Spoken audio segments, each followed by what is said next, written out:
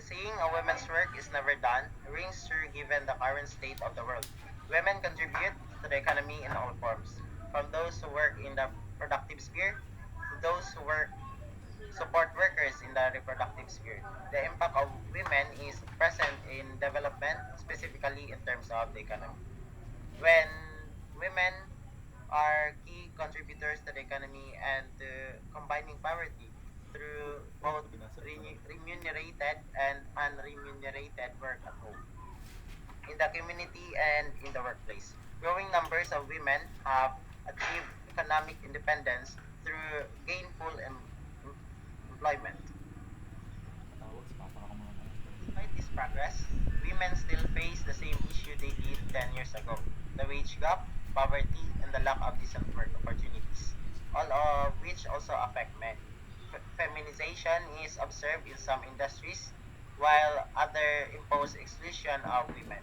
In addition, women experience limited career choices, lack of support facilities, sexual harassment, lack of protection for informal sector and domestic workers, tenuous social protection, limited monitoring on labor standards, and unremitting promotion of labor export policy. The right to decent work.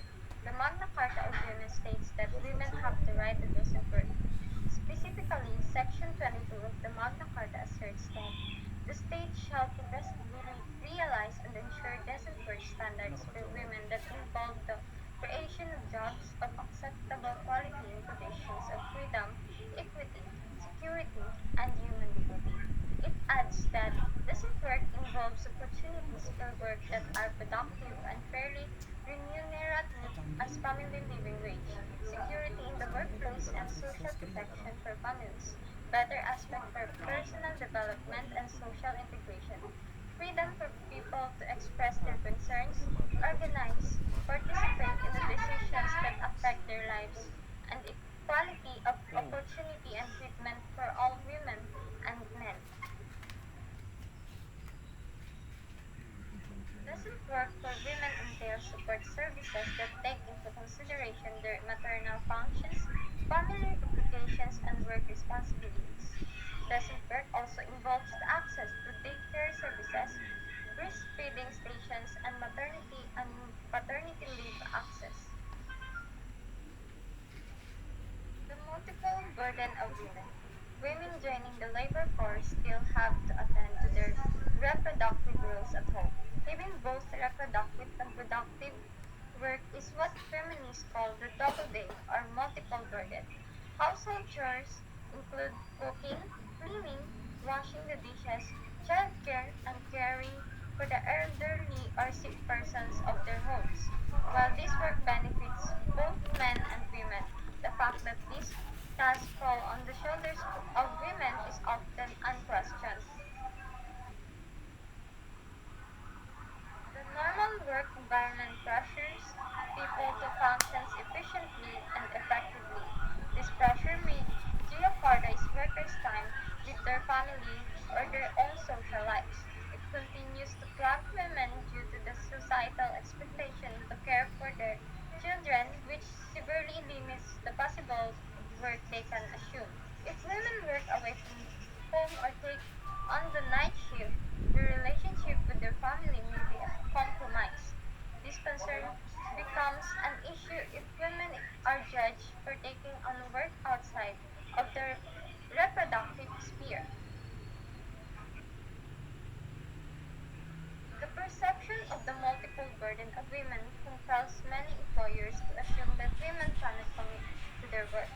Though illegal, employers may also have certain preferences for single, unmarried women who have no family obligations as they are more flexible in terms of the time they can devote to their jobs. Note that these issues are not considerations for hiring and promoting men. In fact, in countries with paternity leave and responsive caretaking policies, men still do half the work of women do in terms of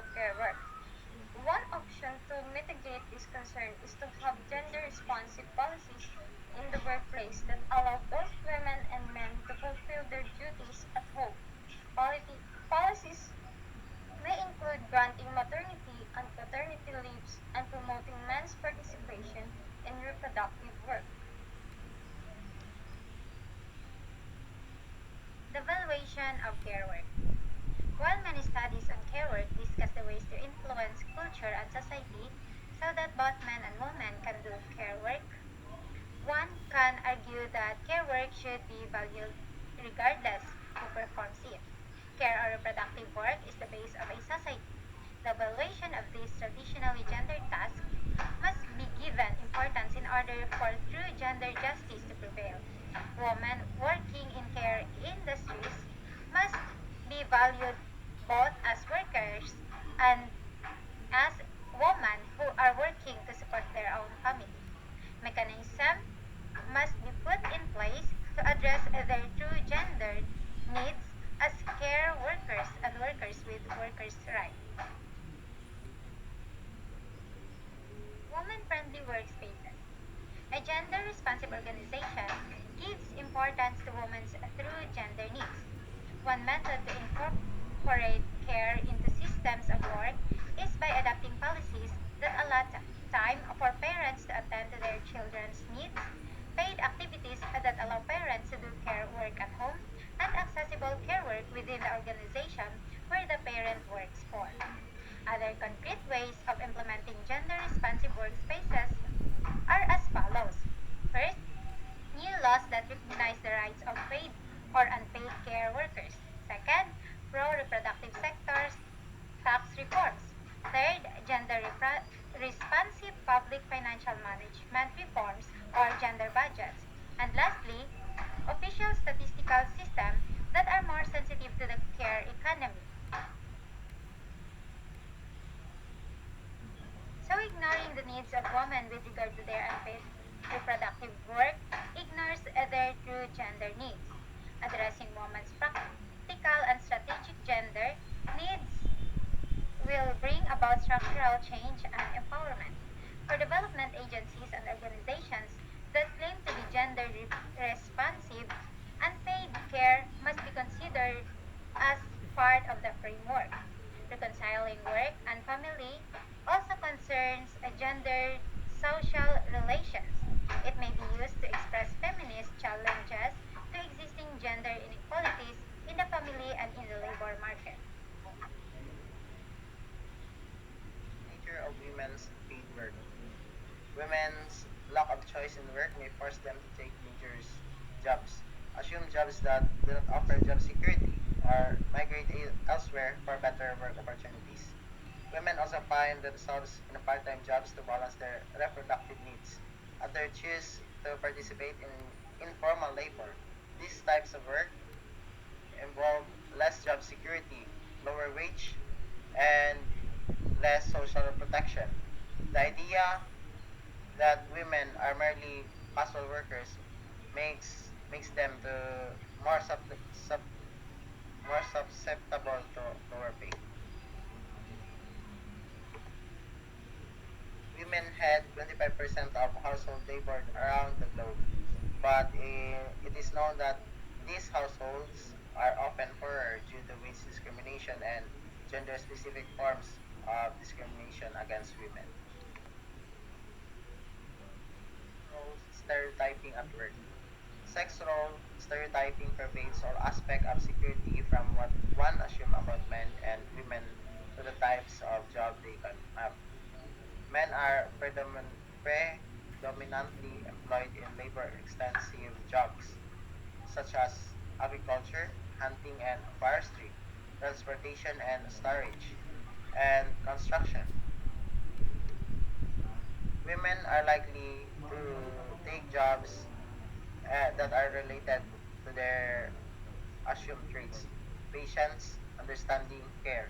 Hence, women are often found in education, community and healthcare, wholesale and retail trade, service activities, and manufacturing.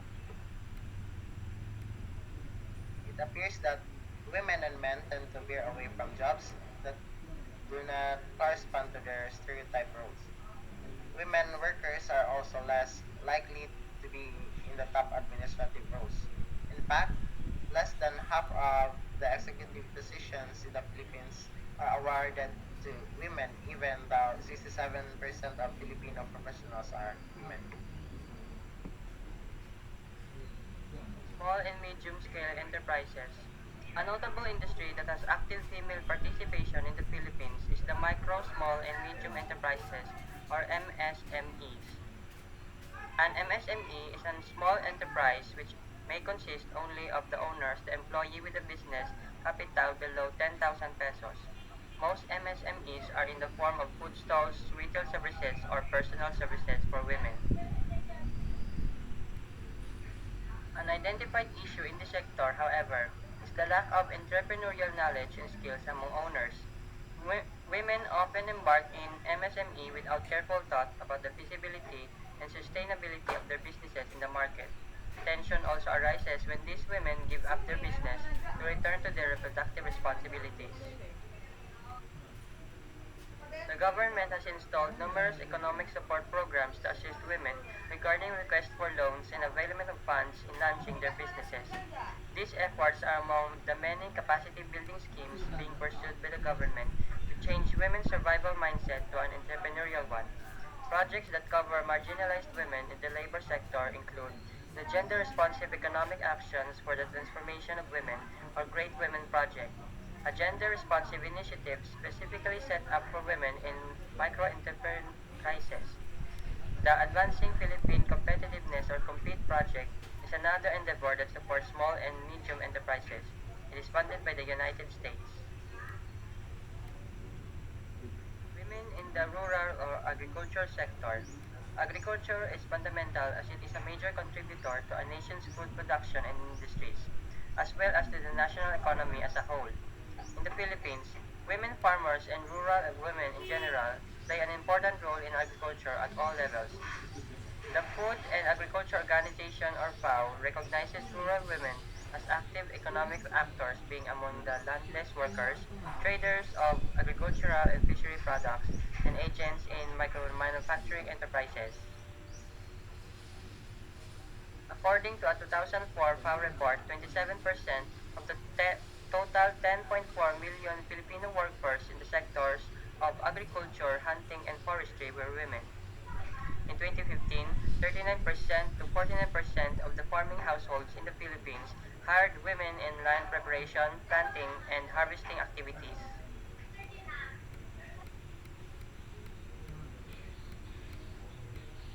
The Asian Development Bank cites agriculture as the second largest sector for women's employment in the Philippines. Specifically, 64% of workers in the rice and corn subsector and 60% of the workers in the fisheries sector were women. However, few women farmers have access to high-quality production inputs, credit, information on farming techniques, and markets. They also have to face the challenges of unpaid domestic work and care burden, limited access to resources such as credit and financial services, inadequate education, government services, disadvantages in social protection, and discrimination in most aspects of work in the Philippine labor context. Limited access to property and decision making also hinder the progress of women in the agricultural sector.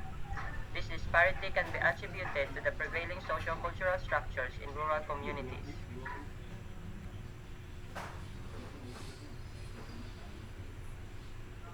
Many Filipinos, including the younger generations, aspire to go abroad as overseas Filipino workers or OFWs in such territories as the Middle East, Europe, or the US. More than 10.4 million Filipinos, or greater than 10% of the national population, are based abroad. The Philippines deployed a some 2.2 million OFWs in 2012 alone, almost 50% of which were women. Sending Filipino workers abroad was originally a stopgap measure against the unemployment crisis in the 1970s. However, what started as a trend became a main form of employment for many Filipinos. This almost male dominated arena eventually became the opposite as the demand for care workers increased due to the aging population of the developed world. This phenomenon brought about further feminization of labor among Filipino workers. 43% of OFWs deployed in 2012 worked in Saudi came from Luzon, specifically from Calabarzon, Region 4A, and Central Luzon, Region 3. More than 60% of these OFWs were women, and majority were involved in a domestic or care work. Thus, more women OFWs were employed as laborers and unskilled workers than their male counterparts who work as a plant and machine operators and assemblers under trade-related works. These observations mirror the findings of the United Nations Women Committee that women OFWs are predominantly service workers, whereas male OFWs are mainly production workers. Women OFWs are often reported to experience various challenges due to their low skill and low education level. These women are susceptible to abuse and exploitation, illegal recruitment, contract substation, and debt bondage. Other women become victims of human trafficking or sex trafficking because they were offered jobs which were actually a front for an illegal recruitment scam.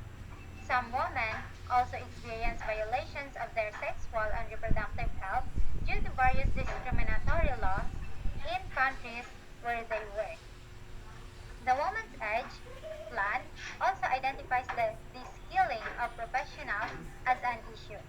Due to the need for caregivers overseas, professionals who wish to go abroad may take on these jobs. This practice creates a mismatch in skill levels. Going abroad for employment comes with numerous social costs, mostly due to the woman leaving behind her own caregiving role at home. Moreover, the family may also become overly dependent on the salary of the woman OFW. This situation leads to a lack of long-term savings for the family of the woman OFWs. Lastly, returning women OFWs may not be emotionally ready for reintegration given that most women are made to resume their caregiving roles once they return. The OFWs are a great resource to the country. Their hard work and sacrifice must not be romanticized but rewarded with gender-responsive government projects. One such project is the Balik Pinay, Balik Hanap Buhay project, or in English, Return Filipina, Return to Livelihood. It aims to assist in the reintegration of women overseas workers in terms of skills training in entrepreneurship and other business-related topics once they return to the Philippines.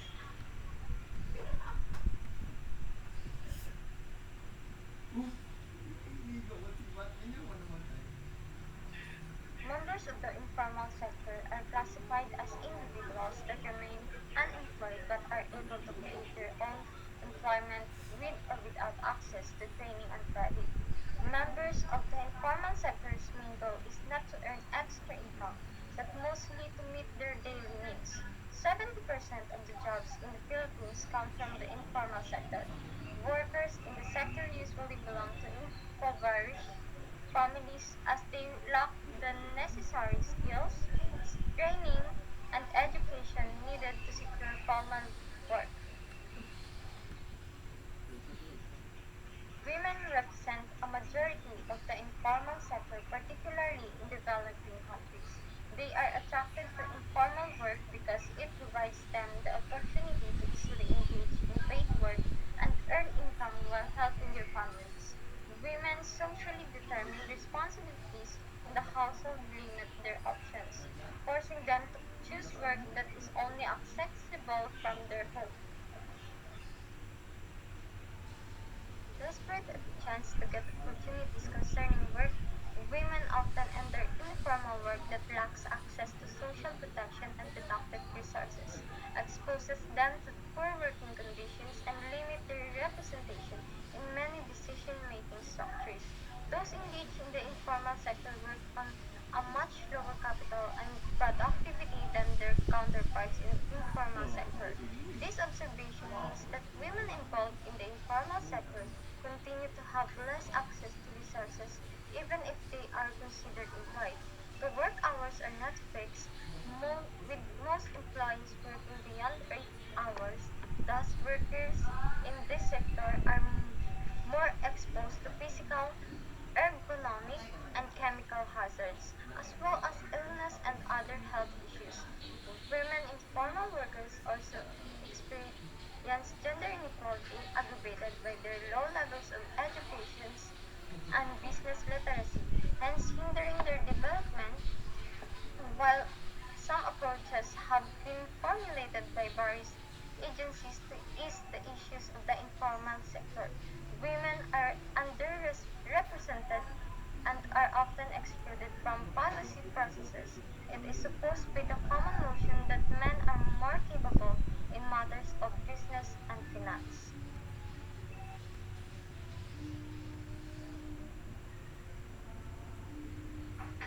The separation of reproductive and productive work puts domestic workers in a rather odd position.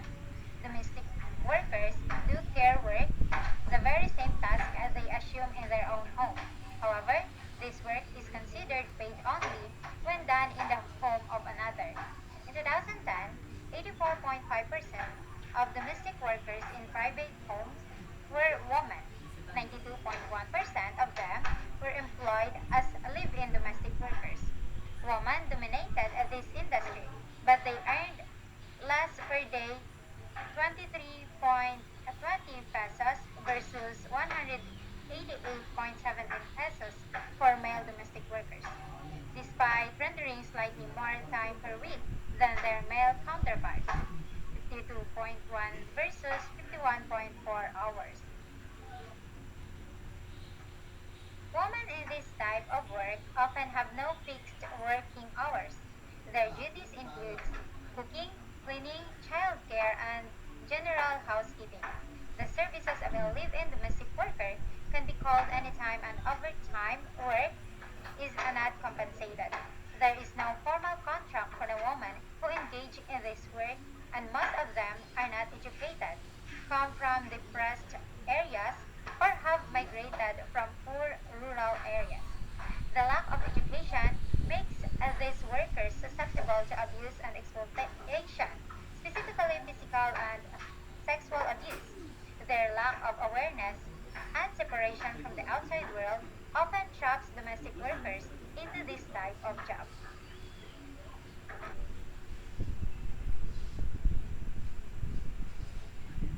When talking about the sex industry, one usually refers to the reproductive activity called coitus or sex in exchange for pay. The sex industry is viewed as a dominantly female issue because most sex workers are female and most buyers are male. This notion of sex work was created by the historical shift in wage labor relation. Double standard of sex or sexuality.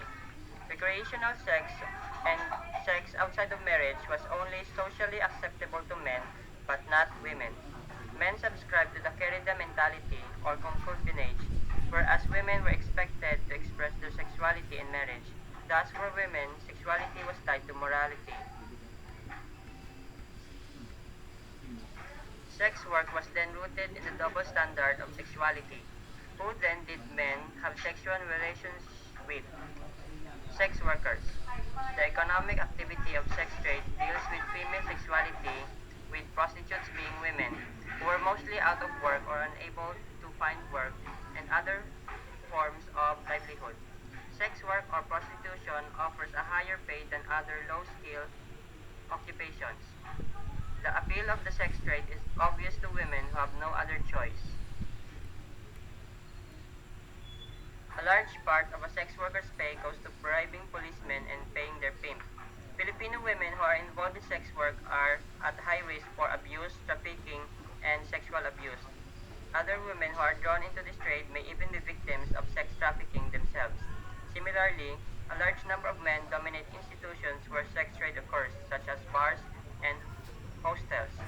This problem is rooted into the ideology that male sexual needs must be sated at the expense of women. Hence, sex work as the mainly female labor force contributes to the subjugation of women.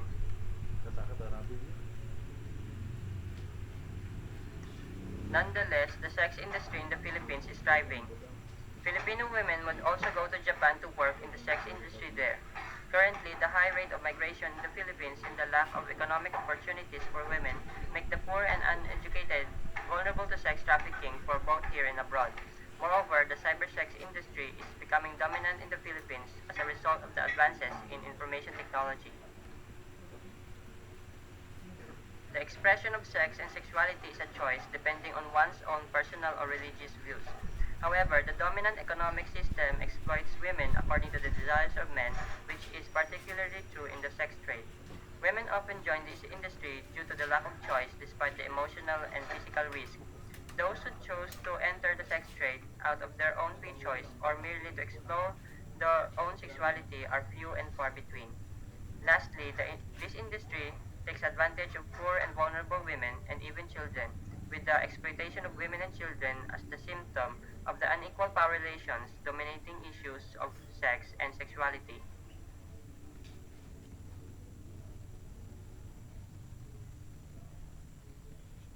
The sex-gender system that was defined by Ilviota highlights the divide between the reproductive sphere and the productive sphere. The reproductive sphere is the woman's place where she is said to have power and authority. However, it ignores the fact that domestic women are dependent on men for their income.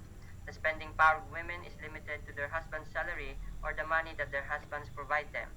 What is left is delegated to the women who must find ways to stretch said amount. As shared by Viota, although the ideology of women's place transcended class, I found extensive expression amongst propertied and middle classes because the material made it more possible. It is the women and men of these classes who have sought to define femininity and feminine roles for all classes of women through their influence in the state, the church, the educational system, and the media. Evioda adds, the family household system is far from being a power base for women. It is in fact contradictory for them. It starts with the ideological expectation that women can only achieve the main purpose of their existence through marriage to a man and continues its operation through women servicing work in the home as wife, mother, housekeeper, and emotional supporter. The current model of the Philippine economy places value on monetary income and devalues care work. It also isolates women from the public sphere and public participation. The separation of the private and public spheres is an excuse for men to dismiss their role as caregivers, using their earnings as a method to avoid the responsibility for housework and childcare. Men, therefore, hold the resources that women need to survive income. Thus, men may exercise direct power over women. Women's subordination, then, is both a personal experience as it occurs at home and a collective experience as it is a phenomenon encountered by almost all women. In order to address this problem, policies that seek to empower women in the economic sphere have been formulated. These are as follows. RA 9501 or the Magna Carta for Micro, Small, and Medium Enterprises or MSMEs. This law hopes to create policies that will assist women entrepreneurs in various stages of development. RA 10151 or an act allowing the employment of night workers of 2011. It is a response to Articles 130 and 131 of the Labor Code of the Philippines. The two articles prohibit women from working the night shift due to their reproductive roles. As a result, the opportunities of women became severely limited, especially those who work in the BPO industry. The Act aims to expand women's employment or work options. RA 10361 or the Domestic Workers Act of 2013, Batas Kasambahay. The Kasambahay Domestic Worker Law defines the labor rights of domestic household workers, majority of which are women, increases their minimum wage, and provides regular employment and social protection benefits. The following are laws that cover women in the labor and livelihood sector.